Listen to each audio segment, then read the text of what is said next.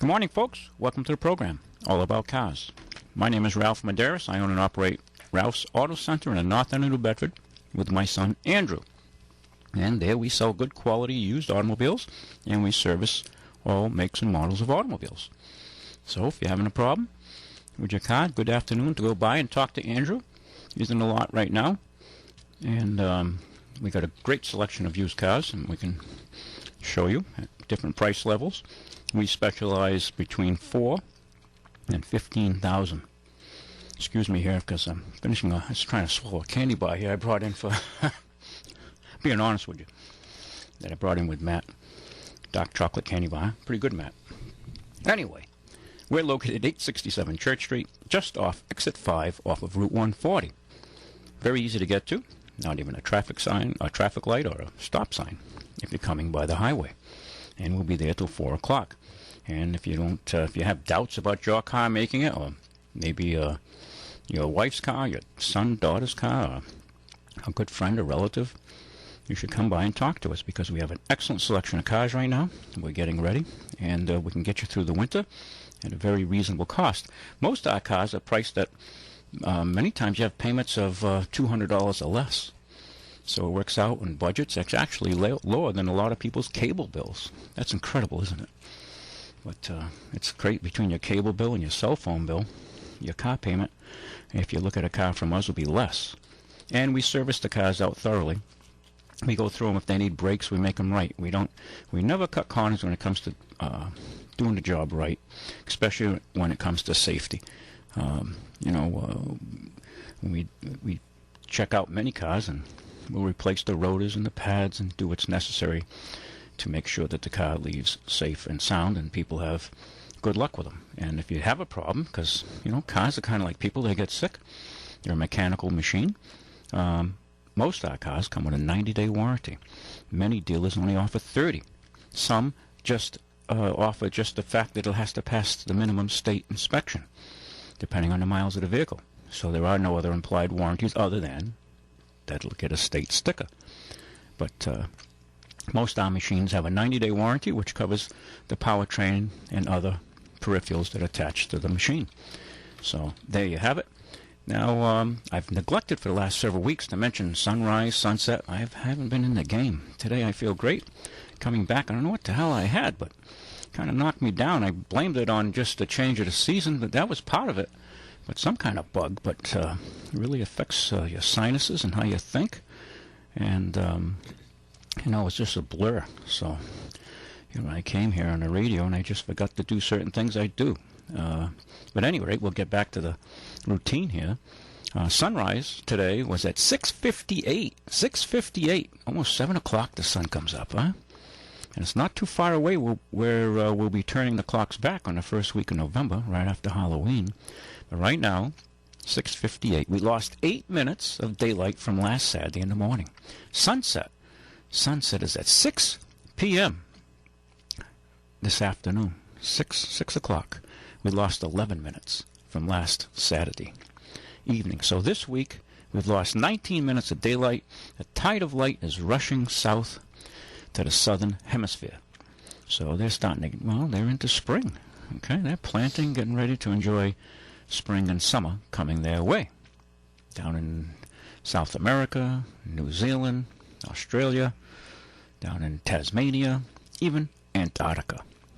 We'll go into more light. 24 hours of daylight is shortly coming to Antarctica.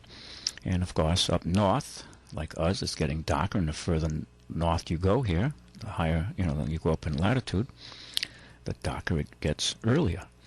And then way up, it's total darkness. They won't see the sun until it swings around back in the spring. So, so far, we've lost 4 hours and 10 minutes of light is headed south. We've got about an hour and just an hour and 53 minutes or so left before we reach the bottom. And we start to scratch our way back up. And that begins right after the first day of winter, about a week after that. So there you have it. High tide just took place at 11:21. 11:21. Good day to go out fishing. The bass should be running. A lot of the fresh water is now kind of dissipated out of the rivers and into the bay, and it's kind of flushed out. So the bass should be coming in, chasing the bait. And I guess the Martha's Vineyard has a bass tournament going on now. But high tide was at 11:21, low tide at 4:47. And moonrise is taking place 11:05. I don't know if you can see it out there, but it's a real bright, sunny day. And it'll set at 21 hours, 12 minutes. It should be 9:12 this evening. 9:12 this evening. So there you have what's happening around you. And I didn't look up to see what astrological events have been taking place around. Sometimes there's all kinds of events taking place that we don't even know about. You know, we just go about our lives and don't realize sometimes that an asteroid just passed the Earth, not that far away. If it hit us, it could really interrupt your afternoon of football or what have you. So you can ring me up here at 9960500, 9960500. We're going to play a tune. I'm going to get a drink of water, and we'll be right back. And if you're out and about, stop by Ralph's Auto Center. Where is it? I mean, if you don't know the city, or if you're driving in from the suburbs, you just get on 140, take exit 5. You're going to go past Regal House Furniture, and right after that is Webb Plumbing and Heating, and then the new Dollar General that just opened up, which is absolutely very busy there. It's amazing to see the traffic there. And right beside Dollar General is Ralph's Auto Center, directly opposite of New Bedford Vocational's faculty entrance. Okay, we'll be back. Matt, are you queued up? I'm going to get a drink of water here, and we'll take some calls. Here we go.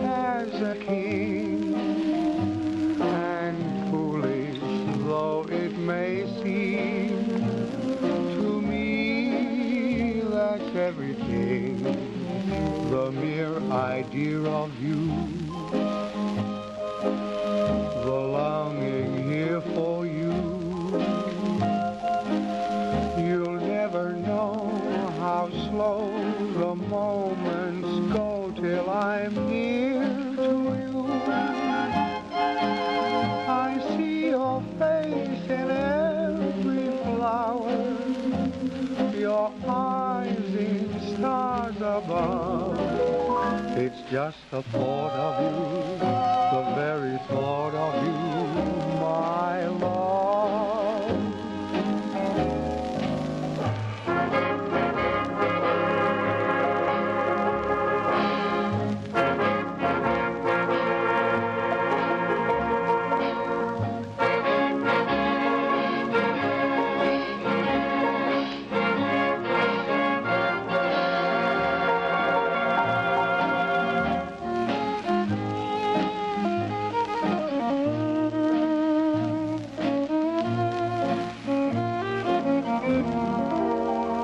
It's just the thought of you, the very thought of you, my love. One of my favorite artists, Al Bowley, The Very Thought of You. And I think that was recorded in 1931. We've got a caller here. A very good afternoon to you, caller. Hello, are you there? We'll give you a minute. Oh, maybe we got to turn the volume up there, Matt. There you go. Hi, caller. Are you there? No, maybe we lost the caller. Hey, hello? Hey, hello? Ruffy. Billy! Yes, sir. We couldn't hear you there for a minute. Oh, I'm sorry. No, that's okay. No, it was, I think, on more our side. Oh, So how's okay. Bill's world? Oh, all right. Yeah? Getting through the day okay? Everything's fine. Good, good. Yeah. Yes. So what's going on up there? What's new? Well, we've been kind of a little buried as far as work goes. Mm-hmm. But we'll get through it. You get your new help? Starting next week, we got one fella coming in. Oh, yeah? So that ought to give us a little bit of relief. But one of my other guys might be, his wife's having a baby, or they're having a baby, and he might be out for a week, take a week's vacation, which is appropriate. Mm-hmm. Which is appropriate. He, with a new arrival in his house, it's his first child, so their first child. So that obviously is a big event in a family, the beginning of a family. So, and we support families. So, and he's actually married too. Oh. Wow, isn't that unusual in today's world? Anyway. Yeah. In today's world. Well, anyway, I was at a BVA meeting the other night. A what meeting? VVA. Oh, veterans. No, Vietnam Veterans of America. Yep. And a couple of guys asked him about Ralph, and I said, yeah, I'd go see him. So they said, can I mention you? I said, yeah, go ahead. So they come up and they wanted nothing expensive for their wife, just to run around town, errands, and go to work and back, Yeah, we got a few cars, actually, that we can help them with. Andrew's getting them ready now. Like I said, we've had a few cars come in, got a little buried, and service has been busy. And everybody's just had to work a little harder to make it happen. And I'd rather be like this, busy, than Nothing. Right. Yeah. So I'm not complaining about work, even though I seem to be working harder at my age now than I have. But I don't think I'm alone, frankly. I think a lot of people in this country in that situation. Yeah. I think a lot of people in that situation in life, as it comes at you. Right. But just actually maybe it'll just keep my mind out of winter coming. So. Put that back of your head. Yeah. It's coming. Nothing we can do about it. Well, yeah, there's a lot you can do about it, Billy. Well, yeah, you can leave. You might as well just say, well, hey, you can this leave. Is the way it is. Happens every year. Yeah. We can go down to the workers' paradise in Fidel's country of Cuba. Oh. Yeah. As a tourist, you wouldn't want to live there as far as a citizen.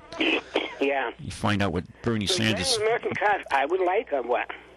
I'm sorry? Any cars that you'd like? American-made cars I would like. American-made cars? One good foreign one. You know that one. Yeah? Yeah, you like that Lexus. Oh, yeah. You like that Lexus.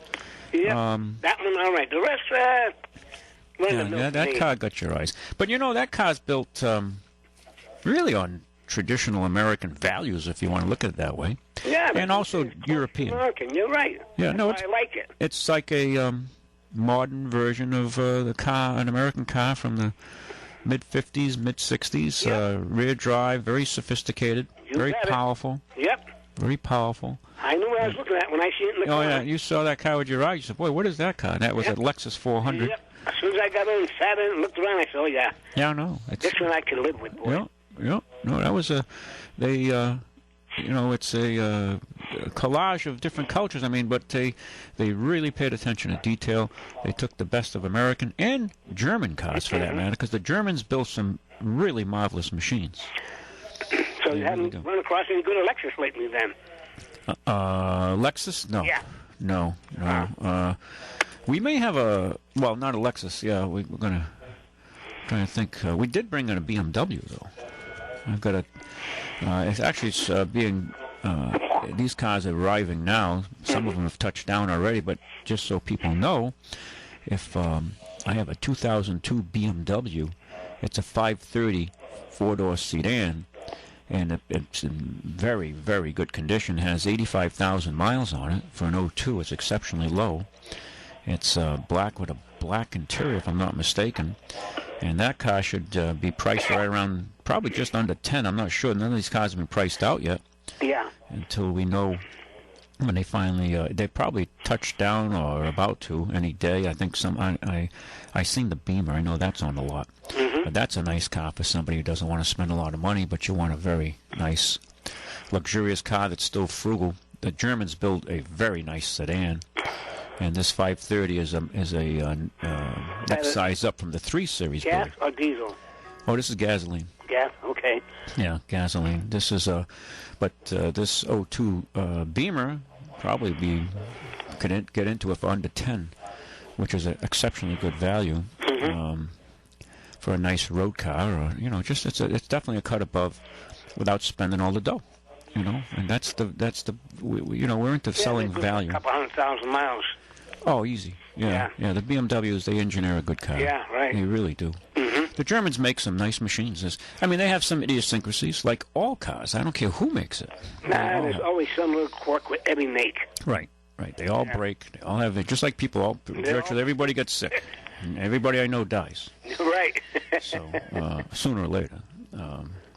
But that Beamer is an 02 530, so if anyone's out there looking for a nice car, probably it'll be under 10 grand, I would dare say. And then we brought in a 2013 Volkswagen, and this is a Jetta sedan. This is a diesel, and this is a nice machine, a real nice machine. And this car will sell for under 15. It's probably around a 40 mile to the gallon highway car. And they're going to. This is the one that Volkswagen. Well, these are one of the models, I guess, that Volkswagen is getting criticized on. But when you drive one of these, I've been driving a Volkswagen diesel.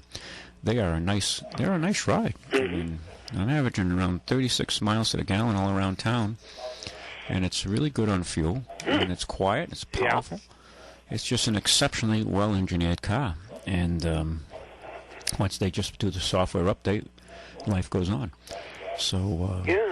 But two nice German machines. That this 2013 diesel, as I mentioned, probably get into it for under 15,000, which is good value for a car that new, because they're quite expensive new, and that's not far from new. Got a great Honda we brought in, a Japanese car. I don't think you're a big Honda guy, but no. Honda builds a nice machine. This is a Honda 07 that is, I believe that's touched down, a white one, Accord, 4-door sedan with 39,000 miles. This 07 with 39,000 miles. And this will be a very nice machine as well. It'll be obviously under 15,000. I don't know the finals on that yet, but I would dare say it's probably going to be around 13,000, or just under that. Can talk to Andrew on that car.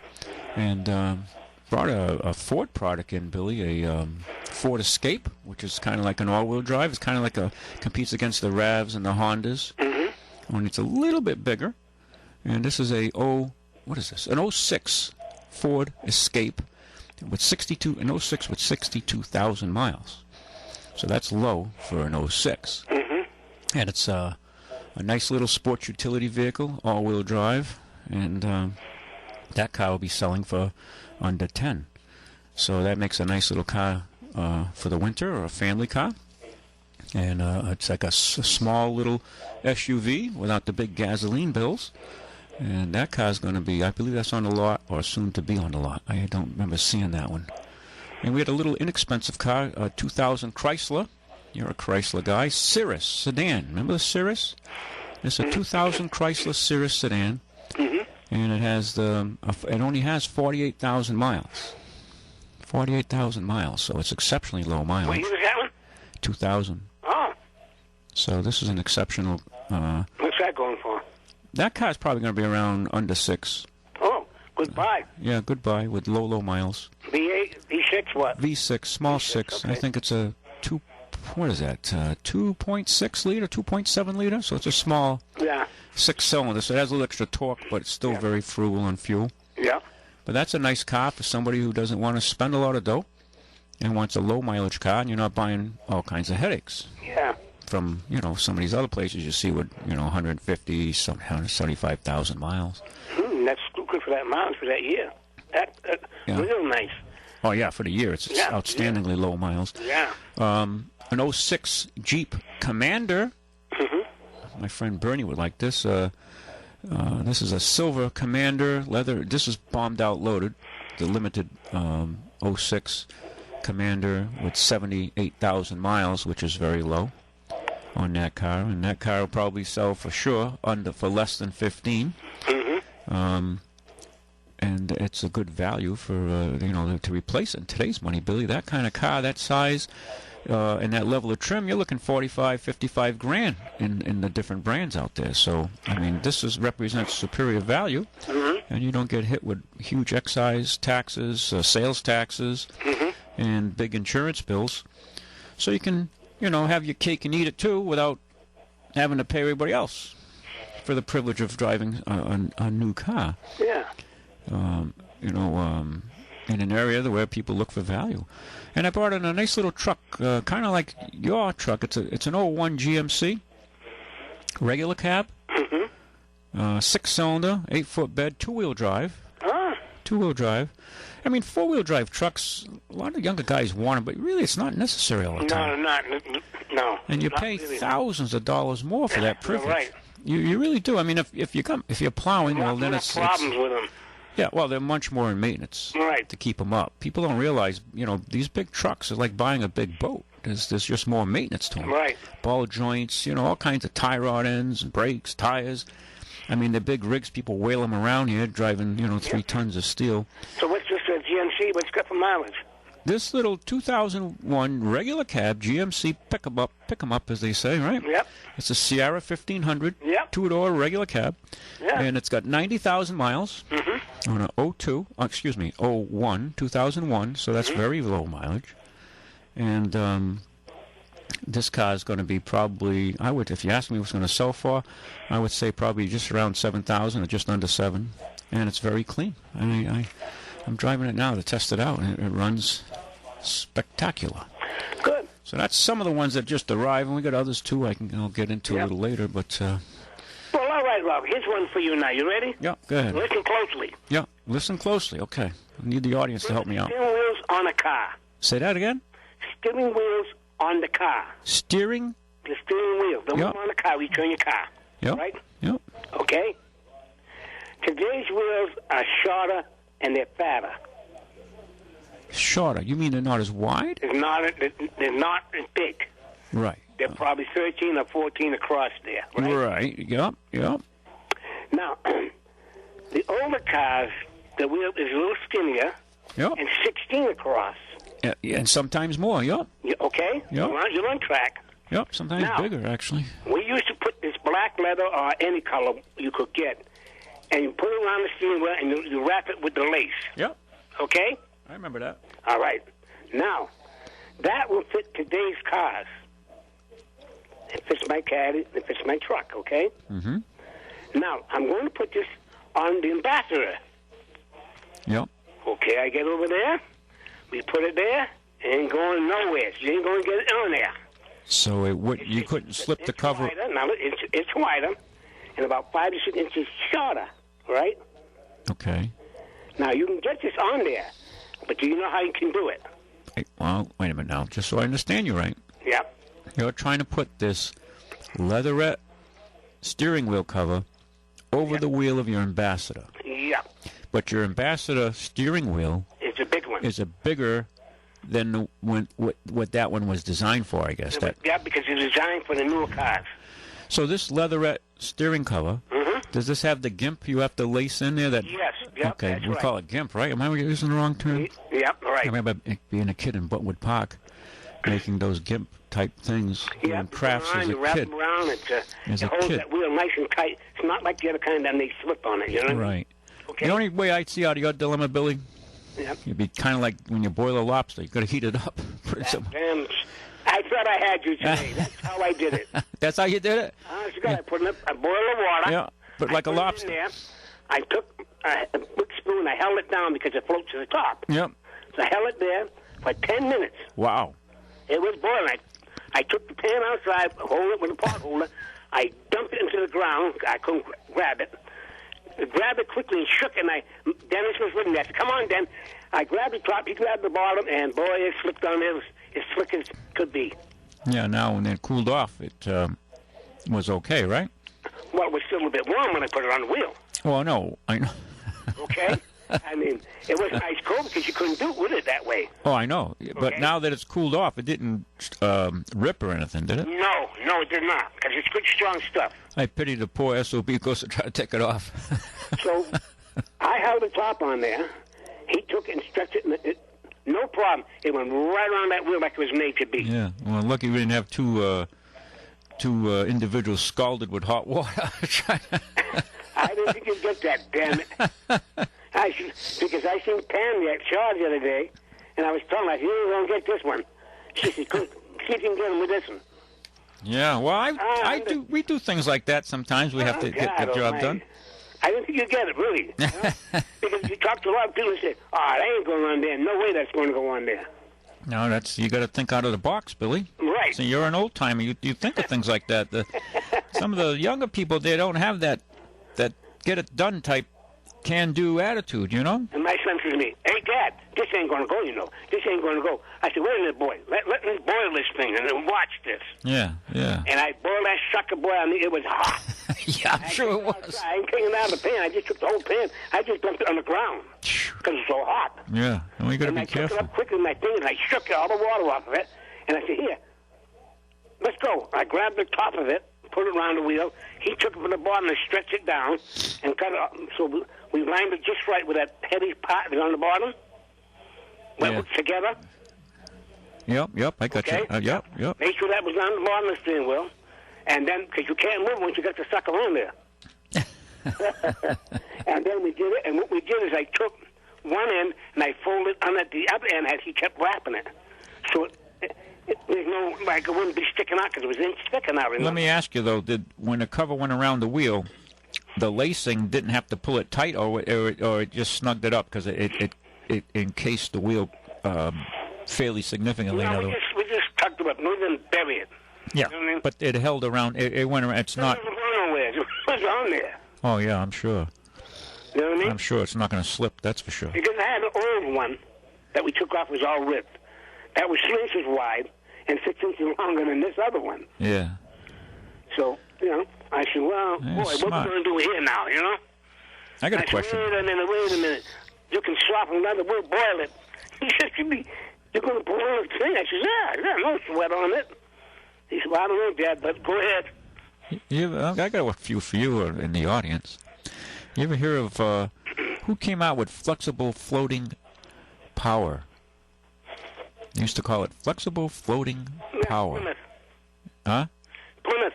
Yeah, you're right. It was Chrysler. 1930s. Yeah, that's right. It was, through Chrysler, Plymouth, same deal. Right. Yep. And they Chrysler... they had that. And how about Synchromesh? Well, Synchromesh come out way back when. Way back in the 30s. Yeah. Late 20s. And who came out with over... Cadillac had that. Huh? Cadillac had it. Well, yeah, later. During the 30s, yeah. No, right in the 30s. And how about overdrive? Automatic overdrive, yeah. That come out in the early 40s. It was a stick, though, not the slush pumps, but the sticks. No, right. There was a button underneath that you pull, and you pull it out. Well, see, Chrysler's emphasis on research and was responsible for features such as the floating, such as flexible floating power, engine mountings. On the 1932 models, which included the Plymouths. Yep, right. And Synchromesh in 1933. Yep. Followed by an automatic overdrive in 1934. I have a book here that says Cadillac had a Synchromesh in the V12s and the V16s. Yeah. From 1929 to 1937. Now, most folks, a lot of the audience have driven standard shifts over the years. Those over, I would say, over 40 have probably experienced it more than those under 40 because there's so many automatics now that a lot of people, men and gals, have never under 40 have never driven a standard and don't know how. But Synchromesh means that when you shift the gears, the synchro kind of allows the alignment of you shifting into the next gear, let's say second gear, without grinding. Mm-hmm. Whereas in the old days, you had to know when was the proper time to shift, or pretty close, right? Engine revenue. You have to know that exactly. Right. You have to know your RPMs of your engine was kind of like in line with the wheels turning, the car, your road speed. Let's put it that way. So they would go into the second gear or third gear, fourth gear, whatever. Without using a clutch. That's right. You don't have to use a clutch, but if you're using a clutch, you would still grind without a synchro mesh unless you were going at the right speeds, right? Well, I used to drive the Jeeps, and lots of times, if you got it just right, you didn't have to use a clutch. Just go from that first right into the second. Yeah, you could. You could go into the second with a synchro mesh. You could do it if you timed it right and had your speed ratios, everything right. You could do it without really wearing your synchros too much. If it's no synchros. With the Jeeps, Ralphie. Right. You could do it because I used to do it. Right. No, you could, but you had to even. The engine was read just right. But you didn't have the synchro mesh acting as a Well, the Jeep didn't have synchro mesh then. Well, the synchro but without the synchro mesh, you don't have a referee, so to speak. So you had to be more precise. Right. You had to know just everything had to line up. Right. You had to understand what was going on. Is basically what it come to. Yeah. Right. Yeah. See, all that's lacking today. You're right. When the battery goes dead, everybody's SOL. No, it's true. Well, Ralphie, I'll speak for a while. I'll let people All right. talk. Good to hear your voice, Billy. But I didn't even, just the second time I think I got this sucker. Hey, let me ask you a question. Yeah. Is your Cadillac trunk still working? Yes. Okay. And see how we fixed that? Yep. Okay. Yep. That's the same idea you used to put your steering wheel together. That American frugality in engineering. Oh, yeah, you got to look back. Course. Wow. See, because you're getting being old-timer, so now you know that stuff. Thank you for the introduction. You know? Thanks for the introduction. Yeah. Well, welcome to this world, buddy. Yeah. Well, unfortunately, we have no frugality in our governments, the way they run and piss through all kinds of money, and we're going broke here down this. You're But right. it's, the bill's going to come due, and I don't know. People are going to find out. When they're going to think of their great grandmother and say, "Why are you saving that aluminum tin foil? Why are you saving that jar?" They're going to find out in this new deeper depression we're going to be in what it means, what the frugality is all about. Here it is, Ralphie. The old times are going by the board, and these new kids don't know a damn thing. Well, You know what I mean? I was talking to some other person who, thinks deeply and out of the box sometimes, and I made a comment. I said, I'm a little concerned about New Bedford as the older generation dies off or moves out.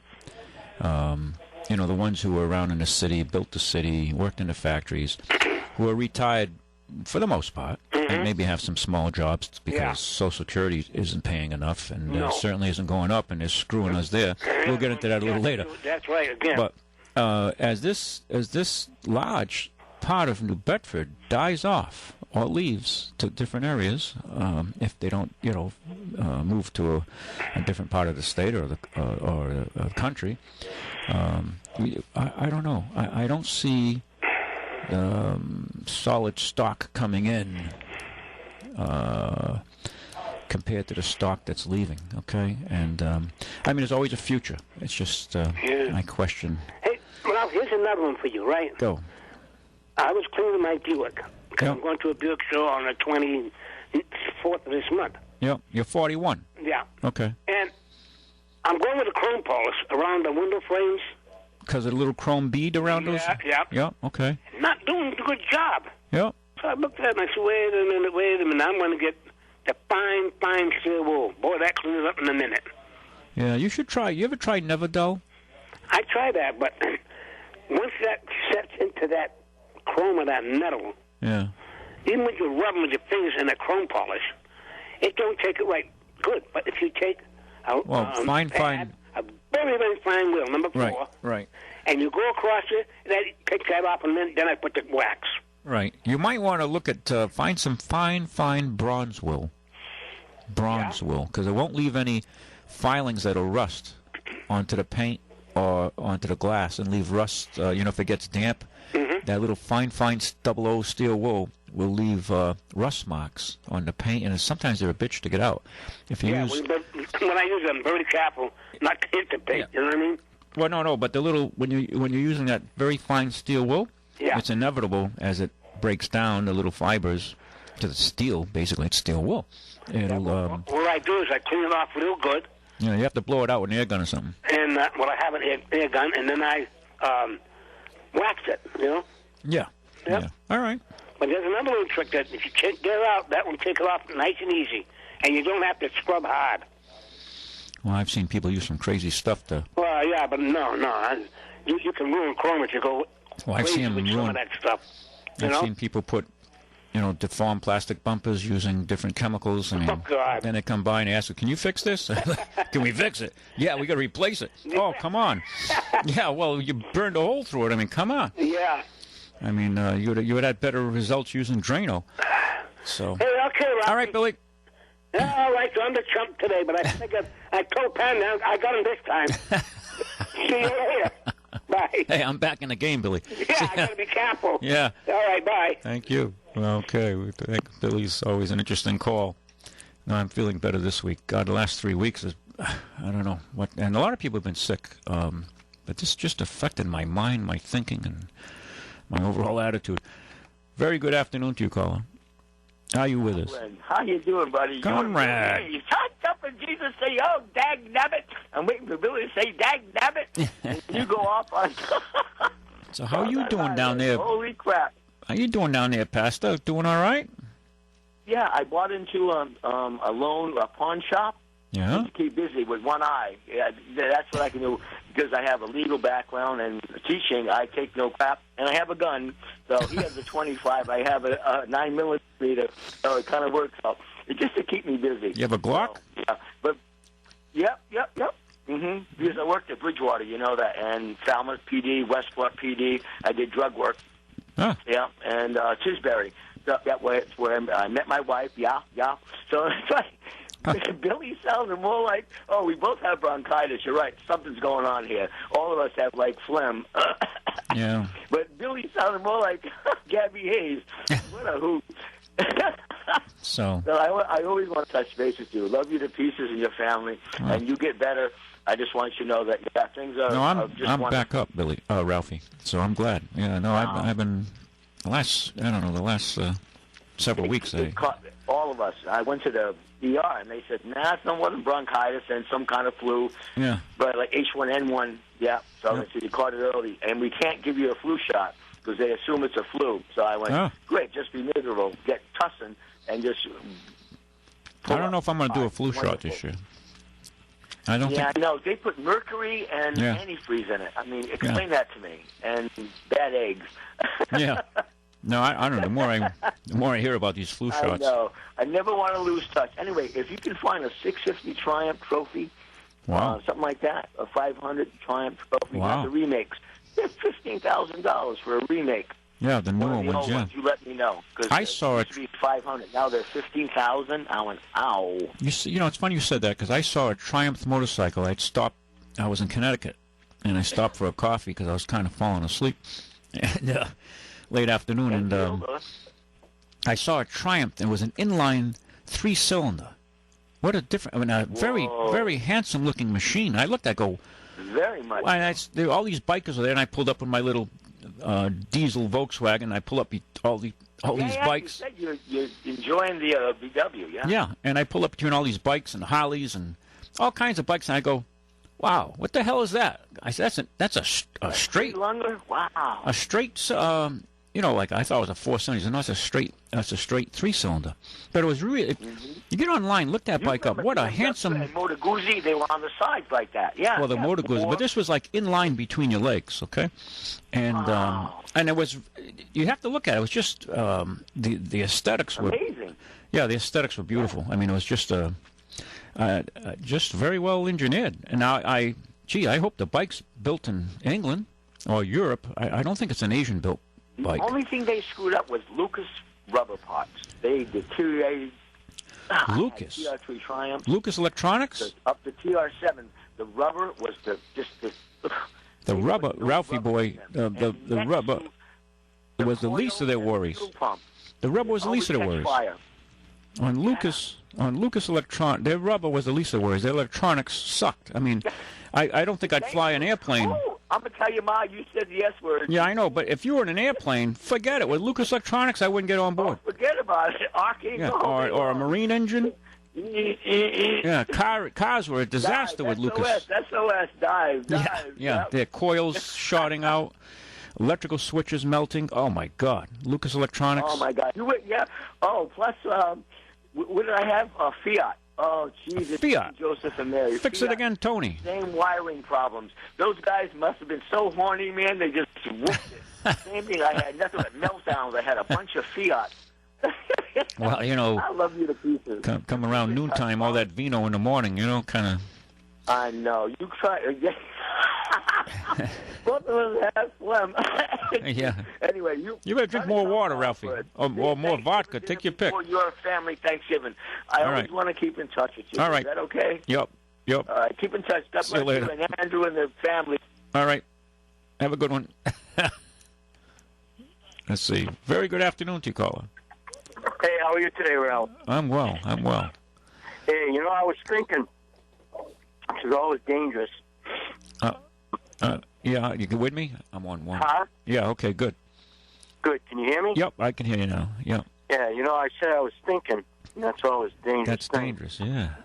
I'm sure you heard Oh, this is Larry. Hi, Larry. Yeah, I'm sure you heard about the $15 an hour push, right? Well, yeah, they're trying to raise the minimum wage to $15 an hour. All right, which is, I think, honestly, minimum wage should be like about between 11 and 12. And this is why. As soon as you go to 15, you're going to cut all these people out because minimum wage is supposed to be learning wage. Learning wage? $15 is a learning wage? Well, if it's minimum wage. Oh, it's supposed to be introduction to workforce. That's right. Yeah. So if you take the minimum wage and you put it at $15, even if it's just for the box stores or whatever, our workforce is going to change. Well, Because absolutely. We got guys at $15. They could.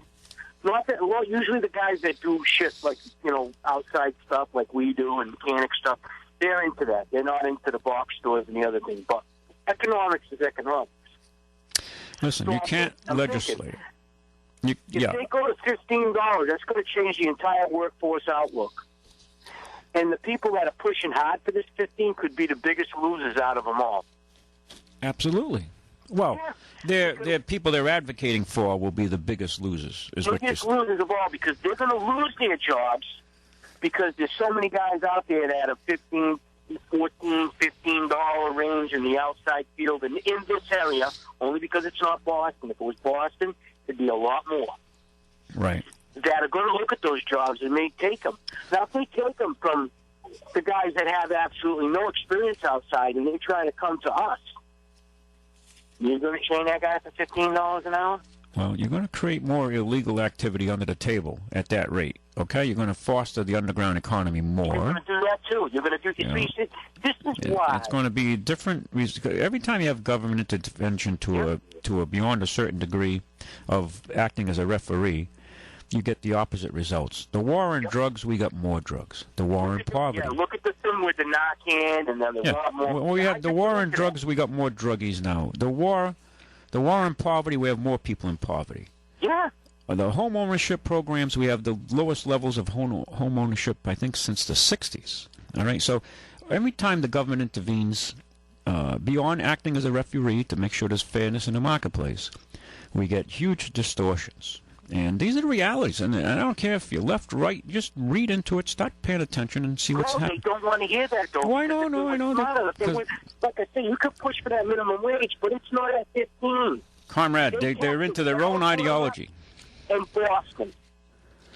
Listen, what's going to happen is this, or what it's already happening. Social Security is not giving an increase this year. I don't know if you followed that. I saw that. Okay. Yeah, I'm close to that. So, you know what I mean? yeah, so... I'm not 10 anymore. So this is the third time there has been no increase since 2010. Okay? In 2010, there was no increase. 2011, there was no increase. In 12, there was an increase, and right up to now for 16, there will be no increase. So what they're doing, if you go back in history, you remember Greenspan, our former... yeah. Remember Greenspan? Well, he was being grilled by Congress on how they're going to meet. This is back, 8-10 years ago. How they're going to meet their Social Security obligations. We're running out of time. But and he says they were Congressman, I don't know if it was one of the congressmen, Republicans, saying it's impossible to meet these numbers. And he says, well, yeah, we can meet the numbers. And basically, he said, through inflation and readjustments of cost of living. So what's happening is people are getting poorer on Social Security. Yeah, they are. And people are living longer at the same time. So we have a clash here coming. So what's going to happen is a lot of people on Social Security, and with other and figure if they had some savings, modest savings, they're being robbed because they're not being paid any interest. So they're stealing from them because the savers are subsidizing the borrowers right now on Wall Street for the most part. So you used to get 5-6%, now you're getting 0.5%. So you're getting screwed there. We're out of time, Larry. If you want to call me the second hour, we'll talk. Thank you. Bye-bye. Thank you. Take care. Bye. We'll be back, folks, after the news. Stay with us. All About Cars. I'm Ralph Medeiros. Catch you in a few minutes. I see your legs. Tell me where you've heard this tune before, where it got modernized, this very tune here. This is done in 1930, this tune. And you win a set of wiper blades. Who redid this tune? Here we go.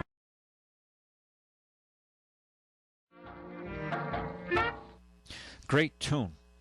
Welcome back to All About Cars. My name is Ralph Medeiros. I own and operate Ralph's Auto Center with my son Andrew in the north end of New Bedford, 867 Church Street, just off Exit 5 off of Route 140. Available to anyone who's within, listening range of this station, terrestrially speaking. If you're on the internet, you could be way anywhere on Earth, but from down the Cape to over the Fall River and beyond, and north of Taunton, WBSM signals reaches out there very strongly. I've listened to this radio station, and granted it does come in a little weak, but as far over in Scituate, Rhode Island, Mount Jeremoth, which is the highest point in Rhode Island, 812 feet above sea level, and I've gotten the signal, amazingly. So high up too, but it does penetrate. The signal does reach out. Okay, we got several callers, but I have to talk to this caller first. I've been holding. Hi, caller. You've been on the line since the news. How may I help you? Hey, good afternoon. Hey, Jay. How are you? Not bad, not bad. Good, good. Now, first, let me give the listener, they should know this by now, but I'll give them a few tips for the winter. Start now. Go buy yourself a can of windshield de-icer. I won't mention the name, but I prefer one brand. I've been buying it for years. Prestone. Exactly. Not only does it work, it prevents, to a certain extent, re-icing. Yeah, but see... Secondly, go ahead. Get yourself one of those little injection bottles of lock de-icer. Start injecting your locks now. Not the day when the temperature goes down to 32 and it rains. Because by then it's too late. That's what I did this morning when I went out. I injected the locks. I started in October. Did you? Okay. I haven't had frozen doors for years. That's good. That's good. Don't put it in a glove compartment. Keep it in your pocket. It doesn't do you any good in the glove compartment when you're trying to get into the car. Same thing with a scraper. Don't put the snow scraper, don't put it in the back seat. Bad place for it. Yeah. You would think this would be common sense, but apparently it's not. No, common sense is a very precious commodity. At all levels of no matter what station you're at. I don't know. I thought a good panella full of hot water would solve all those problems you brought up. Yeah, a good panella of hot water can also shatter your windshield. I'm only bringing that up because I had someone who did that, trying to freeze the lock up, and they froze everything up down solid because they still couldn't open a door. They weren't in the house. Water froze instantly. Right. Yeah. So they took a Not big... only that, but I know somebody who did it and then noticed the spider web cracks up and down the windshield. Yeah, that happens too when people go and they're chipping away at the ice on the window and they're banging on the window. Yeah, I know. Don't bang on the window. And then you see this... Get into the car and start the defrosters. Oh, that, yeah. And then wait about 5 minutes and you'll notice a miraculous thing happens. Why, the ice starts to melt. I know. Well, you can solve that by having us install auto start in your car. Yeah. That'll be one way, and I mean, you just plant a little tree or a vegetable garden to make up for the global warming that you've added to, And don't start the windshield wipers after you've had a freeze, because you leave the wiper blades at the bottom on the ice. Jay, you're taking away from my business. No, I'm helping your business because... No, they leave them on and they... Usually people will notice when they put their wipers on, there's a gap in the blade, or there's a place... Well, it doesn't clean the rain right there. Well, guess what? It's time to replace the wipers. Right, they rip the edge off because it's frozen to the bottom of the... Well, what happens, too, a lot of people turn on their wipers when there's snow because they're too lazy to clear it, or it's frozen. Sure. And they stretch their wiper transmission. That'll work. And then the wiper transmission gets stretched, and then the wipers are starting to hit the A-pillow, the side pillars. They start slapping. Sure. They start slapping because you stretch the wiper transmission. I see this happen often. I know. Oh, yeah. That's some common sense things. Oh, and the last thing is, go inflate your tires. Oh, yeah, that's important. Especially when you don't notice that they're down to like 7 pounds or something. Yep. But and now let me get on to quick the $15 an hour wage. Now, one of the yo-yos in Massachusetts that's pushing for this, demonstrating and jumping up and down and everything. The other day, he makes this stupid statement. Well, Seattle did it, yes, and it's too early for the results to be ingrained. However, if you want to find out the results, look at San Diego. They did it a year before Seattle, and about 6 months later, they noticed something alarming. Mm-hmm. A 37% increase in unemployment of 18 to 24-year-olds. Oh, absolutely. How did that happen? Nobody wants to hire them at $15 an hour. No, listen. When you look what that Social Security is not increasing benefits. There will be more people on retirement and disability, not just old folks who earn their Social Security, but those who are on disability, which is huge, millions of people. Yeah. I guess if you're on disability, I don't know what the minimums are to allow you to work, if you can work at all. But it's going to, a lot of the old timers who retired at 65 or 66, who can work without penalty, they'll be taking these $15 an hour jobs to make ends meet. And why would you want to hire a kid who's 16, 17, 18 with an attitude, not all of them, but a lot of them with absolutely no skills to work in the workforce. They don't like taking reproofing. And you can hire an old-timer who shows up, does his job, that's exactly and what leaves. And at $15 an hour, the competition will be fierce. You say, geez, I'd rather hire, Charlie here shows up in the rain. He doesn't bitch to me. He doesn't complain. Right. And this other young guy I got's giving me a hard time all the time. And he calls in on the weekend, don't want to show up. And you're going to see more of this because it's going to be out of necessity. A lot of older folks are forced to go back to work part-time to make ends meet because listen, the country's broke. And no one wants to talk about this. No. Everybody, I listened to the campaign there. Everybody wants to give you more stuff. Oh yeah. Everybody, Bernie wants to give more free and Hillary. Everybody wants to give you something free. But somebody else has to pay for it, or our kids pay for it. And we are so misguided in our thoughts here. And I mean, everybody likes a subsidy. Everybody likes something for nothing. Sure. But unfortunately now there are so many people on the boat for free that the water is up to the gunnels. Wow. And it won't take many waves to sink it. And that's where we're at. The only problem with free stuff is it's not free. Somebody has to pay for it. Oh, absolutely. But see, they understand this at the top, and they play the game. Okay. Well, they have to play the game because they have to. I think some of them realistically say to themselves, I can't get reelected unless I give away more stuff.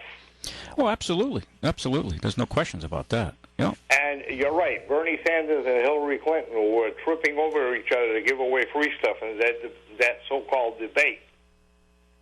Right. College education for everyone. Great. Who's going to pay for it? Even illegals. Well, you think college prices are higher now? Let's subsidize more. I mean, all these college loans has allowed colleges to raise their fees and prices so high because there's so much money coming at them. Whenever there's a subsidy, and that's what's happened. You look at the cost of education; it's gone up way, way above the rate of inflation.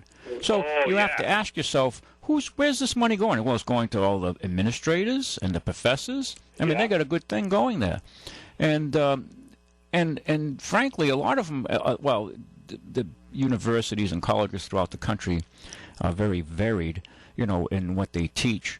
But a lot of the public institutions tend to have very leftist-leaning educators. Absolutely. And a lot of kids leave with a unrealistic view of reality. And and it's not a balanced view, unfortunately. But and life will come at them, and they'll learn. I mean, they'll learn the hard way. The workers' paradise of Cuba is, they're desperately poor there. The average income is $20 a month, and I mean they have some, and that's why they're embracing us now. They want us to float their boat more. Other countries, other communist or highly socialized countries, it hasn't worked out well. Now, there's very well-run, heavily socialized economies that still use capitalism as the creator of wealth, like the Swedes, the Norwegians, the Dutch. Yeah, but they were homogeneous countries. No longer now. Now that you have hundreds of thousands, millions of new arrivals from a whole different culture, a whole different religion. So we have some real dynamics happening here that's going to change the world as we know it. I got to let you go, though. I got calls lit up. Have a good one. Thank you, Jay. Very good afternoon to you, caller. Thank you for holding. Good afternoon. Hi. You played an arrangement of In the Mood. You wanted an artist that's more modern. Eddie. Yes. Well, you jumped ahead of yourself a bit because Wingy Manon, this fella and his orchestra called Tar Paper Stomp, was the precursor to Glenn Miller's In the Mood. Glenn Miller he ripped out some of that music and redid it. Right, but if you want to hear a toe-tapping version, see if you can punch up the Tonight Show band with Doc Severinsen. Oh, yeah? It'll get your foot tapping. Okay. So it's kind of like it's a retake of the Glenn Miller's version. But even more modern. Oh, really? What was that called again? The Tonight Show band with Doc Severinsen. Oh, Tonight Show band. Oh, we'll see if we can dig that out. All right. Well, the tune I played was played in 1930, is when he published that tune and wrote it. Wingy Manon, and he was called Wing Manon Wingy because he lost an arm in a trolley accident. I guess he fell off the train maybe or the trolley and it cut his arm off, but that didn't hold him back as far as his abilities to play music. It's obvious.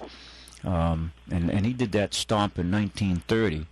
And then Glenn Miller, I guess, did a retake on it in 1940, which, as you know, was a home run. So it shows you the evolution, the evolving of music in that time as well as our own time. So, well, listen, I'm not preaching to you because you were a music teacher, so you know your business on this. But if you can take a listen to that I'm gonna see if Matt can arrangement. Yeah, okay, we'll do it. Okay, nice talking with you. So you got yourself a set of wiper blades. Oh, thank you. All right, so hold me to it. All right? Sounds like a plan. Okay. Thanks. Thank you. Bye-bye. All right, bye-bye. All right. Okay, let's see here. A very good afternoon to you, caller. Yes, the caller before me. I was going to say the same thing about it was In the Mood and Glenn Miller. But okay. I'll put you in for a set of blades. How's that? maybe 30 years ago, it came out as a novelty record. It was In the Mood, but it was, you know the song at Christmas time when the dogs sing Jingle Bells? Yep. This In the Mood was done by chickens. Really? Oh, I've heard that. I think I've heard versions of that. I think the name of it was on the 45, the Hen House 5 or something. That was a 50s, I think, 45, wasn't it? Oh, yeah. They made it in the 50s, that chicken... Yeah. Yeah, I remember that, yeah. What I found interesting that Wingy Manone, he was the writer of the original music, so to speak, that evolved into all the tunes we're talking about now. Yeah. And he called it the Tar Paper Stomp. and he did that in 1930. And it was really, it was a progressive piece of work. And then, of course, Glenn Miller had a spectacular hit, and it had stellar, response by the public when he redid it and modernized it to the 1940s and all the young guys going into the war and all that. Right. So, what's your first name? And I wanted to get back to you.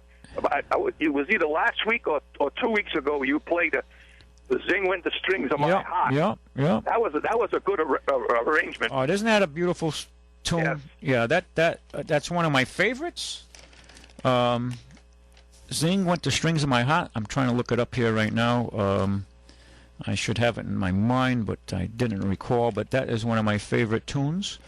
You got a good memory, because I did play it a couple. I play it quite a bit here. I'm trying to find it here when I played it. I can look it up again though.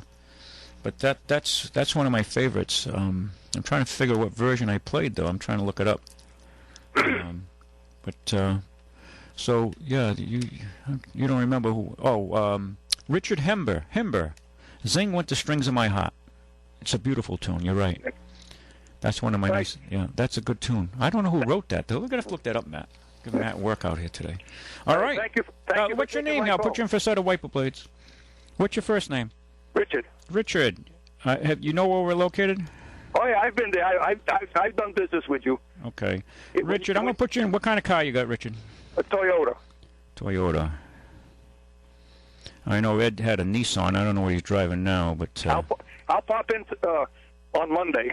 All right. Tell Ulysses you want a set of blades from me. Okay. Thank you. All right, thank you. Yeah, you're entirely welcome.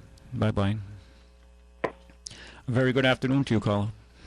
Hi, Ralph. I called you a couple of weeks ago. I was talking about subprime lenders. Yep, people, I remember that. Yep. With the cars and stuff. Yep. And I got some more facts and figures here.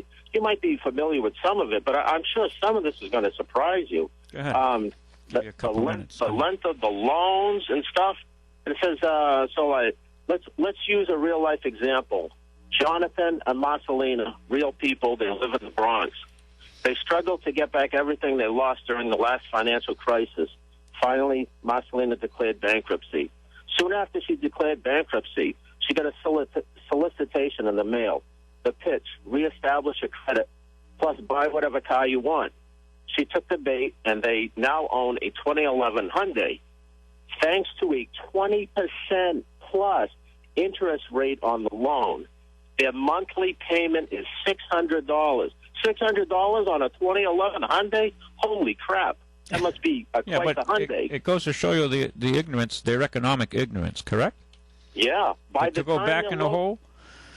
I mean, these people are, it's almost like they're addicted to burying themselves. By the time their loan is satisfied, the couple will have paid more than $30,000 for a 10-year-old Hyundai. They're skimping on groceries today so they can afford the car payment. It's only a matter of time when they lose a job or something. They just mail the checks, mail the keys back. Well, you can't legislate people being responsible or people being intelligent in their acts. I mean, it's just the way it is. It's I hear what you're saying though, and actually the rate's probably higher because the price itself was probably jacked up to carry the uncertainty of them paying it, and they might own the car for 6 months before it bounces back because they just give it up. I see this all the time. Yeah. So like the core problem, and I see this too, is for the core problem for America's consumers is that income hasn't kept pace with consumption. Result: soaring consumer debt loads. Since the mortgage crisis of 2008, the two kinds of personal debt that have continued to increase the most are student loans, which offer all kinds of ways to avoid repayment, and auto loans. The growth in auto lending has been spurred forward by a complete collapse in lending standards, including subprime lending to people with zero income and zero credit histories. Yeah, you're right. You're right. People like Dana, her real name, hasn't worked since she left her job with the New York City Police Department. She's on food stamps now. Despite this, an employee at a Long Island car dealership convinced her she could afford a $31,000 loan on a late model BMW. Yeah, but that was in an expose in the New York Times. And Dana, according to her, Dana thought she was simply co-signing for her daughter, claiming, I looked him in the eye and said, I don't have any income.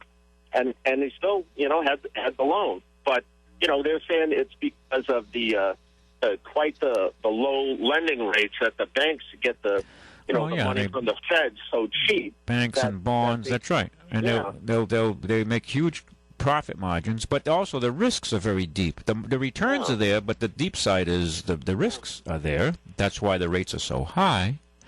And then these people, they're so economically ignorant, they make poor decisions in their life. And you can't legislate that. You can't legislate intelligence. Stupidity. You can educate people, and the schools, I guess, should maybe give kids some basic economic courses. You made a comment about incomes haven't kept up with consumption, you said? No, incomes haven't kept pace. Yeah, it says that income hasn't kept pace with consumption. So people are going into debt to I see that all the time. People, I was telling you that I see cars in neighborhoods, people with like a 8 or 10-year-old BMW. And I know that people don't make that much money. I'm thinking, I can't afford that, and I make more money than them. But see, how can they afford that? But now you're using logic and reasoning in your own personal decision. So your incomes haven't kept up with consumption. Well, consumption is a variable. If you say to yourself, gee, I really shouldn't buy that, so I shouldn't consume that, or I shouldn't go out twice a week to go out for dinner, because I really you should be saving that money or pay other bills. So your income doesn't keep up with your consumption level unless you get another job or you're more productive at work.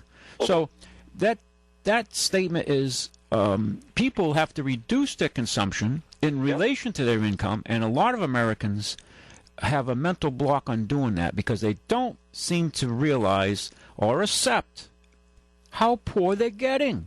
And this is just the beginning, and no one wants to talk about it. Certainly not the politicians. They would never tell you that if they even understand it. And a lot of them do, and a lot of them don't, because they just don't have the horsepower to figure it out. There's no incentives for politicians to tell you how bad it is, because then the next politician will come in and say, well, obviously Joe doesn't have a solution. Elect me because I have the solution, and then so you elect the new guy, and then you find out he doesn't have the solution. We don't have the solution because you know what? It's kind of like you have a choice: take this blue pill or take this red pill. Okay. They're both placebos. They're both placebos. They're not going to do a freaking thing for you, and that's the reality of it. And it's take the red pill, take the blue pill. They're both placebos. Nothing gets done, and on we go. So I was talking to a person who was complaining to me about all her bills and this and that, and I made a suggestion to her, and she didn't kind of like it. I said, well, you have to live like an immigrant. And she looked at me, she said, an immigrant? I said, yeah, you have to just cut back, live like an immigrant. It's kind of like when the Chinese come here. There'll be 6 to a room. Now, as Americans, we say, oh, there's no way, no way. Yep. So now, think back. Our grandparents had to make compromises because they were poor, and they worked hard, and they knew the value of a buck. But today, when credit starts to go away, and that'll be the first thing to see as our economy starts to contract or collapse, depending on your terminology, the first thing to go will be access to credit. And I see that happening in some, because banks, at least the smaller banks, are much more frugal and do more diligence. Now, there are companies who we work with for people who do subprime, but we try to advise people properly. And like I had a lady this week who came in looking for a truck, her and her husband, and she said, well, my credit's not too good. I said, well, we can check your credit and see if we have a way of helping you. And I talked to her about pricing and this and that. And I said, well, you should be definitely under $10,000. But a quad cab truck she's looking for is very difficult to buy under $10,000, four-wheel drive that her husband wanted. Oh, yeah. So I said, well, the realities of the marketplace are much higher. And I'm the guy, I'm the messenger bringing her kind of bad news. Yeah. So you don't make friends, when you tell people the reality. So I said, let's check your credit. And I checked and I said, listen, we have a problem here. You have to deal with these things. Your score's in the 500s. You haven't paid anybody anything. You owe your phone, your credit bill, your cable bill. Why would anyone trust you with a stick of gum? You have to be responsible. And see, the country hasn't been responsible at all levels, and the bill's coming due. And Uncle Sam now, you can see it in its Social Security, not paying anyone any benefits this year. They're going to, just like, and I've told the other caller before, Greenspan made a comment to Congress several years back when he was Federal Reserve Chair that we could meet our obligations to Social Security simply by inflating their way out and not paying you the increases. And they're going to say inflation was low because fuel prices are not supposed to be counted in the ECOLA because they're too volatile, that and food. But it came out in Bloomberg News this week that rent has gone up substantially, way above their 2% floor that they've set. So if the government's putting any numbers out, you really can't believe them. You really can't believe them. If you believe them, Well, I think we've known that for years. Well, people believe it, though. They're on a fool's ship. It's going to be hitting the rocks. I mean, I'm not an alarmist. Don't misunderstand me, okay? Well, I feel the same way as you, Ralph. You have to be pragmatic and look at these things and say these SOBs are lying to us. They're lying to us. And I don't care if it's the blue pill or the red pill, they're lying to us. The country's broke. We're spending too much money. And when the reality comes of the cutbacks that'll be necessary, and you think you see people panhandling now, you haven't seen nothing yet. Oh, yeah. You haven't seen nothing yet. I know. And these are the reality. I don't care if you're a liberal leftist or a rightist, it doesn't matter to me. It doesn't matter. So how are we going to save this country? Because they've been all lying to us, to the realities that we face. And these are the things. Now, I'm not here advocating I have all the answers. The answer's very convoluted. I mean, we're in a real tight spot. Yeah. I heard, and you are a thinking mind, so I think you understand this. I heard a comment back in the 80s. I never forgot this. And it was they had this high level on Sundays. I used to listen to the BBC shortwave because now they do internet to America. But back in the 80s, they had a high level Sunday call-in program. People call from around the world, and some real bright minds from all over the world in English now. And one fellow, and the Soviet Union was starting to collapse, okay? Yeah. This is before they went all the way down. And one caller came in, he says, well, I equate the Russian economy to those little fiddler crabs you see in the marsh in the summertime. They have a huge claw, one huge claw and one little claw. You familiar with what I'm talking about? Those little, you used to call them Joe Rockers, little Joe Rockers, I believe, the terminology here in New England. Fiddler crabs. And these they live in the marshes. And he says, well, that is like the Soviet economy. The economy is a small body, but the claw is their military. It's huge. It was out of proportion. Well, guess what? Here we are now, 30 years later? The same analogy applies to us. Our economy is shrinking, like the little fiddler crab, but our claw, our military, is huge, out of proportion. And our industry, we've potted it all around the world, and people have profited immensely by doing this. Wall Street, the Walmarts, and it's allowed you and me to live a reasonably still a high standard of living because we're buying all these imports that are made cheaply because you don't want to buy those nap shoes now that would cost you $150 to $250 a pair, but you can buy those Chinese or those Indian-built shoes for about $75, $125, made in China and India, and the retailer can still make a good gross profit on you because the Chinese guy is working for less, the Indian guy is working for much less, and you can still buy a decent leather shoe, but you're not going to buy those nap shoes for $150 and support our own. See, so you have convergence of a lot of different thoughts here. So there's no simple way out of this. Well, the reality is when it hits, it's going to be you're going to see martial law implemented. You're going to see some radical changes. Okay. Yeah. You think you saw riots in Baltimore? You haven't seen nothing yet. Okay. Oh, I know. When this thing gets out, unravels, and it won't take much. The ship is up to the gunnels, and a few waves could put us under. I just had a few more figures. Go ahead. Go quick, because I got to let you go. I got calls. Okay. They're talking about loan delinquencies. It says, according to the Standard & Poor's, now many companies are waiting until the 75th to 120th day of delinquency. That means they're waiting for like 4 months. You haven't paid in 4 months. And it says senior management at several of these companies believe they were repossessing too early and could continue to collect on the loan if they simply gave borrowers more time to pay. In addition, a few companies said that regulatory scrutiny was the reason. But so these companies have invented new ways to avoid categorizing a loan as delinquent. For example, GM Financial will grant customers a deferment. As the company states, each deferral allows the company to move up to 2 delinquent monthly payments to the end of the loan by paying a fee. They're only supposed to be allowed to do that twice, but they admitted that they've been doing deferrals 3 or 4 times. You know why?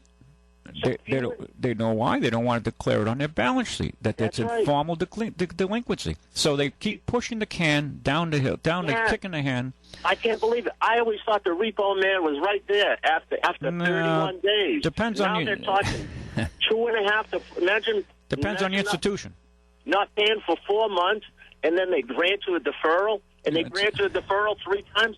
What, you don't pay for a year? Well, they're trying to work their way out of it, but but the whole country's in denial. Hey, I got to let you go. Okay. Thank you. Nice talking with you, Ralph. Bye-bye. All right, bye. Very good afternoon to you, caller. Thank you for holding. Oh, thank you, Ralph. Dirty Deb, Rochester, hey. Working the dirt. Hey, you know, the old timers had it figured out. You lived together, what I always called pig pile. I don't know what they called it. You had 3 generations in one house, all had your own privacy. You all pulled together as one. You didn't have any debt except your monthly bills, and one hand washed the other. And it just was the way to go. Everybody today has got to have everything. Deb, but there's one problem with your thoughts. Today's reality. Everything's wrong with my thoughts. Still No. But using today's world, if everybody lived together, you'd have 3. You'd have your father, your stepfather 1, stepfather 2, your mother-in-law 1, mother-in-law 2, because everybody gets married, divorced. I mean, you're such That's another thing. a fractured. They don't stay together. So you can say, hey, this is my father, this is my father. Well, this is my stepfather. It's so. They don't stay together today. Well, no. Why? We've subsidized them not to. There's no exactly. Listen, do what you want to do today. Everything day. It's just be free with. There's no consequences. There's no consequences. I know it. Oh, you're rewarded for being wrong. Yeah. Well, I mean, life has no. Hey, just leave her behind and just move on to the other gal, and then and you just keep having kids, and kids with every single one of them. Yeah, and then we'll put them in public housing. We'll give them food stamps, and here we are.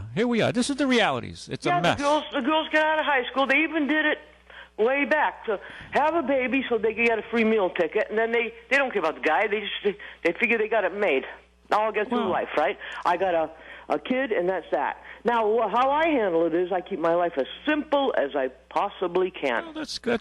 As simple as I can. Well, that's nothing wrong with that. Nothing wrong with that. No plastic. I don't care if I go without refrigerator. I know how to do it. Then you'll survive the coming storm, because when this storm comes, it's going to be a tough one. You think 08, 09, the realities of that. We're in for a real wake-up call. When it's going to happen, I don't know. I mean, I have no crystal ball here. I like looking at this as a soothsayer and kind of looking at these future type events, and if you start reading and studying, and I'm not a doomsdayer. I'm not. The sky's falling. The sky's falling. Nor am I. But we're way. This is going right around in a circle, and they can't see it happening. People are worse off now than they were 6 years ago. Okay, and inner cities are in tougher places now economically. I mean, of course. I mean, now there are some bright spots. I mean, believe it or not, after Detroit went bankrupt for billions, and they screwed all kinds of creditors for billions, they're starting to have a mini renaissance in good old Detroit. And I've been to Detroit several times, and Detroit was, I can't tell you it was my favorite city, but I have to say the people I met there overall, I met some nice people in Detroit. The Motor City. Yep. I went there in the winter. God forbid the winters in Detroit. I can't tell you I enjoyed. Horrible. And I was there in the summer. Two-cycle Detroits and those old Union Street Railway buses. Yeah, they had. You could write your name on the back of that fuely back end of them. Yep. But boy, you knew when you heard them coming. Those brown ones, remember them? Yeah. Well, New Bedford used to have them too, the green and white ones. Remember them? Yeah, but prior to that, they were like a brown, like a chocolate brown back in the. Well, remember the buses in New Bedford all riveted together? The old, I don't know who made those, AMs, I don't know if it was AM General or... way back in the 60s were two-cycle Detroits. Well, I'm going back, even these buses were 50s, 40s buses. Oh, wow. They were all riveted together, like Rosie the Riveter put these together. Well, you sound pretty good for an old-timer, honey. Oh, I'm not that old, sweetheart. No, I know, I've seen you, honey. You still got the popcorn machine? What's that? You still got the popcorn machine? Popcorn? Which one is that? Behind your desk. Oh. I'm the girl who used to steal from. Yeah. We used to have that in the service hallway, in the showroom, Yeah, but really, the simpler you keep your life, and you can get addicted to keeping it simple and free of debt. Right, if you just try. Free of debt is a given. Everyone should strive to try to get out of debt. Yeah, no, I mean... You should, because I see people I've loaned money to. Very little money, but at least it was a lot to me. And I see them coming out of places with a lot better stuff than I'll ever have. Yeah, well... But you see, they have different ways of thinking. Yeah, well, that would different ways of thinking. Yeah, listen, I'm no prude, but the track we're on now in this country, and it isn't just blame Obama, blame your senator. It's how you think, how I think, how we all think as a community, as a city, a county, a state, a nation.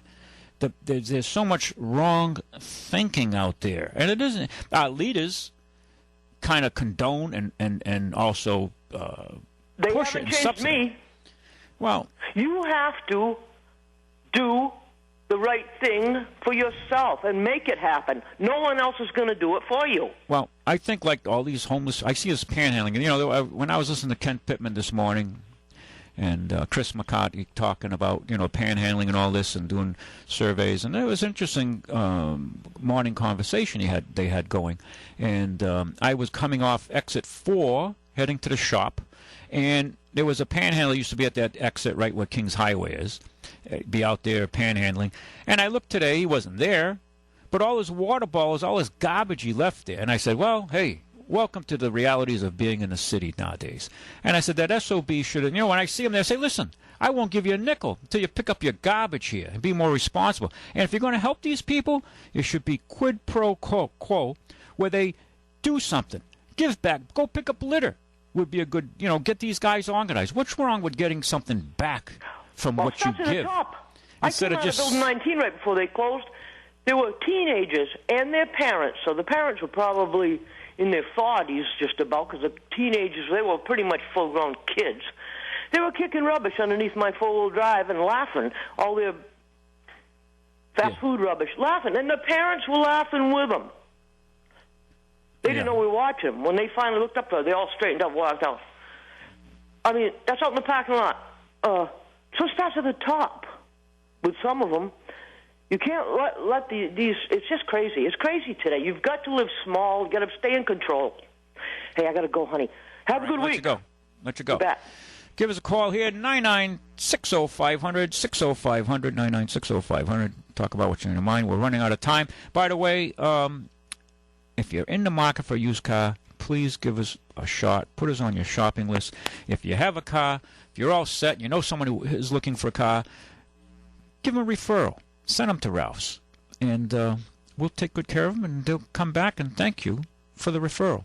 And service-wise as well. If you know someone having a problem with a car, Ulysses, have them call Ulysses or me, and we can help them fix their car up, patch them up, keep them going. We do a lot of restorative maintenance, so we try to keep the bills down. We truly do, and try to help folks, get through the week. It's tough out there. It really is. Now, some people are prospering. There's always some people that prosper. Even here, regular people who are doing well. God bless them. God bless them. I mean, it isn't all gloom and doom, but a lot of folks are under pressure, and there's no easy way out. The pain is going to be right across the board. And unfortunately, you get these demagogues like the Bernie Sanders preaching this Luciferian propaganda-type message of more socialism, which doesn't work. It doesn't work. I mean, look at Soviet Union, the big advocate. That's where Lenin Marxism had its incubation. Of course, it was started in Germany and England, but it was practiced with earnest in the Soviet Union and Mother Russia, and it killed millions of people, and other communists like Vietnam, Cambodia, even China. Mao. Power comes from the muzzle of a gun. They killed millions of people. Millions starved under the socialist pretense. There was no country on earth was as wealthy as the United States. We're a debtor nation now. We're broke. We have to get over the realities of we're number one. Sure, we're still number one in debt, in drug use, in all the negatives. We're number one, pretty much. I mean, we still have some qualities left before the older generation dies off, I guess. And there are some younger people, but they're a distinct minority now as far as carrying the flag. Here we go. Very good afternoon to you, caller. Hi, good afternoon. I want to address two things that I just heard on the radio. Go ahead. The first thing is about the panhandler on exit 4. Yeah. I do go that way home every single day, and I have been seeing him there. Yeah. Two things I'd like to address. Number one, I actually pulled over and had a conversation with that gentleman, okay?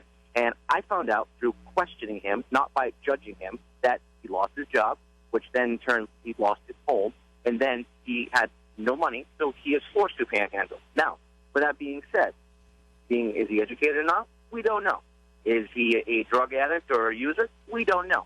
But what I do know is he explained to me, and I'm just one individual who took the time to go over and to speak to him, that he had a bad opportunity. He's on his feet, and he's doing what he can to get back on his feet.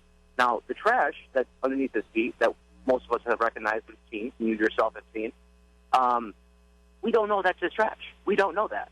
It could be other people, could be people throwing out the window as they're waiting to get off the exit. So let's not be too quick to judge the gentleman who we know nothing about. And I speak of that as the collective society within New Bedford. Understood? Collective society, and I like that term. I like that term. And then number two. Go ahead, quickly. Really quick. I'm a young individual in this community. I'm 30 years old, okay? Yep. And now you were just speaking of the older generation, and then the caller before me was speaking of the younger generation, kicking the trash and parents laughing at us. Yes, that is a problem that we are going to face as a collective society, that we have to deal with these types of people who are not educated or who choose not to do the right thing. The older generation, yes, is dying off, and being me, who is in the middle, the millennial, that's like I consider myself a millennial, we, the up-and-coming generation, need to address these issues, but we need to all work together is the issue, as a collective society. Not the Democrats, not the Republicans, not the demagogues, not the Bernie Sanders and the Hillarys. It's the individual person. Now, all those issues that are going on in the world with politics, the average person like myself can't control those things. But if we all agree as Americans, black, white, Asian, Hispanic, that we need to grow as a people. We need to change as a people. Only when that occurs is when we'll actually see true change in this country. And I'll leave it on that note. Well, no, you brought up some good points.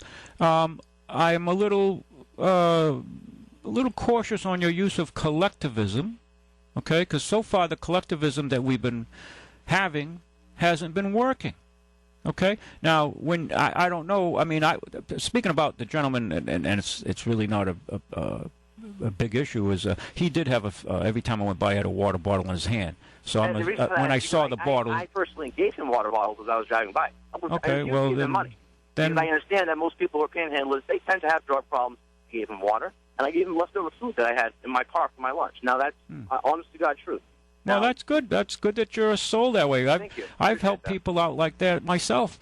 But I think that with all the collective agencies we have in this state, that he can't go down to the unemployment agency and go through the computer if he can't use a computer, then maybe someone could help him use a computer and show him all the job opportunities out there. But who is that? Who is that? That's the question. That gentleman you talked to. No, I understand that, but what I'm trying to say is, who is going to take that time to teach him how to use the computer? No. Well, the state must have people down at the office. They would try to help people who are computer illiterate. Once again, they're in the office. They're not in the streets. No.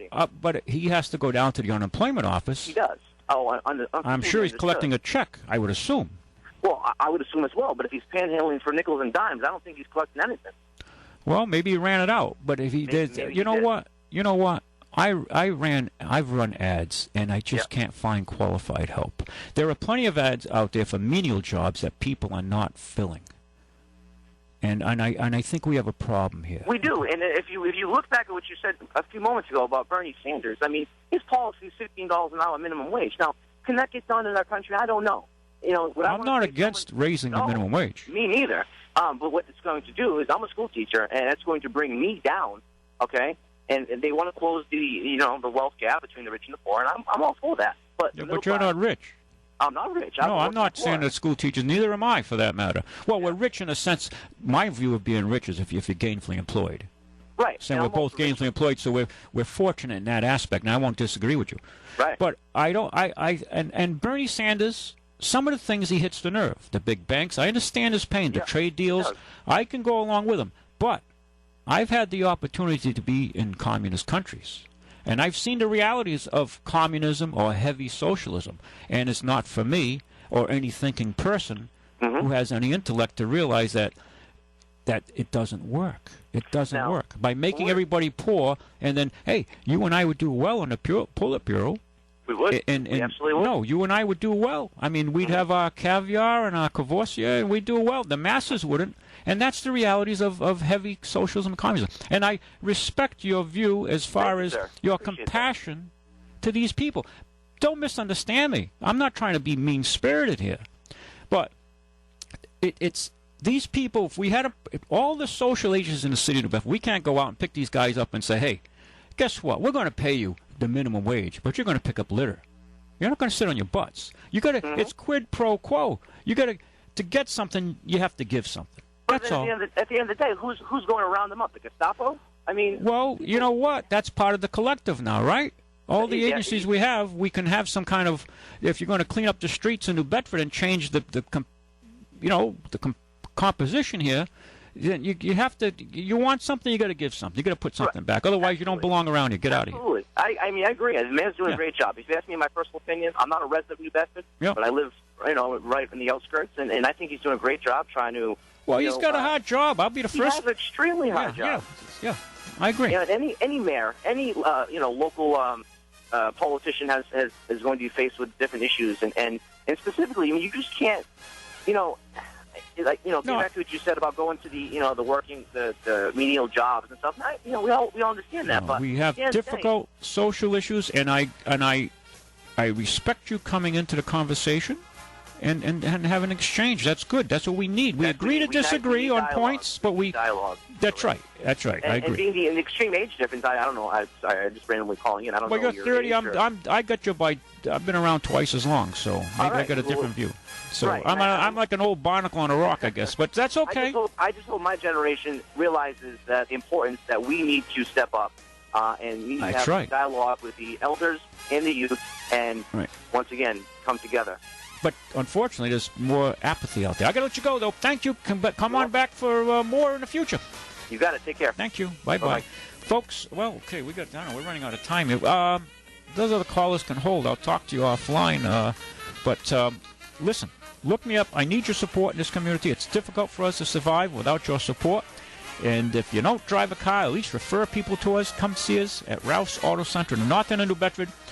We treat you right, okay? We've been around a long time, and we try to do right. And we have a social conscience. We have empathy. We don't just want to take your money. We try to deliver value and take care of our customers. So look us up at 867 Church Street. God bless. Catch you around. Bye-bye.